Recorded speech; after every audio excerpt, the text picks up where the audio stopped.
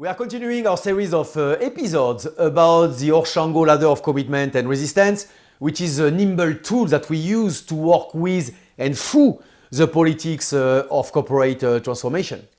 Last episode was about the top of the ladder with the helpers and the campaigners.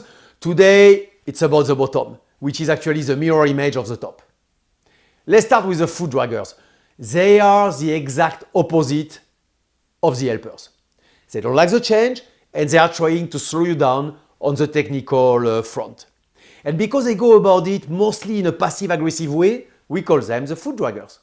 So for example, they are very good at finding excuses to explain why they didn't deliver things, or they couldn't make it for a meeting, or these kind of things. They will say, oh, sorry, the CEO asked us for this urgent report, we had no choice but to switch priorities. Yeah, sure. But above all, the foot draggers are masters at throwing challenges at you with statements like, this is not going to work because we tried that before and the customer is never going to go with this innovation. This is against our policies. Have you thought about these kind of statements?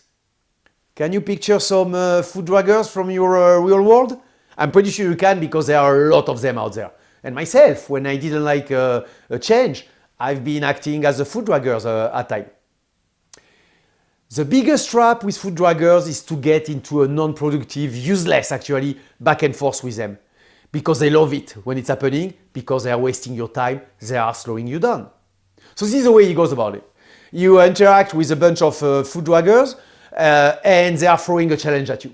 And you provide a beautiful answer because with your team you thought about it. In fact, they are not even listening to you. Or actually, they are listening a little bit because you might say something they might be able to use against you. But mostly their brain is thinking about the next challenge they are going to throw at you. And it goes like that, back and forth, back and forth, back and forth. And they are happy because they are wasting your time and your energy. So don't fall into that trap. The torpedoes. You remember from the last episode, the campaigners were helpers on steroids.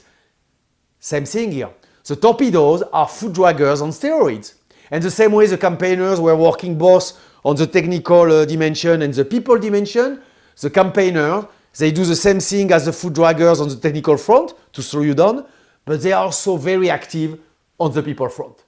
They are trying to build a campaign, a negative campaign against the transformation.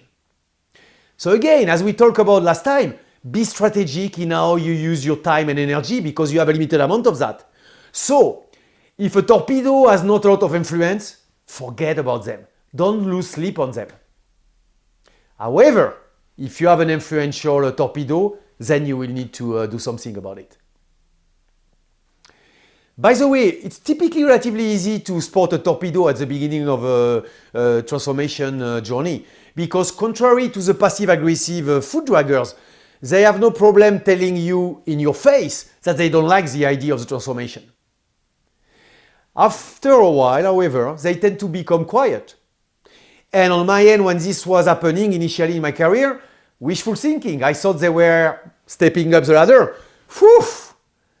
Well, most often than not, a vocal torpedo that is suddenly becoming quiet is now super active behind the scene, building these negative campaigns against your transformation. So watch out.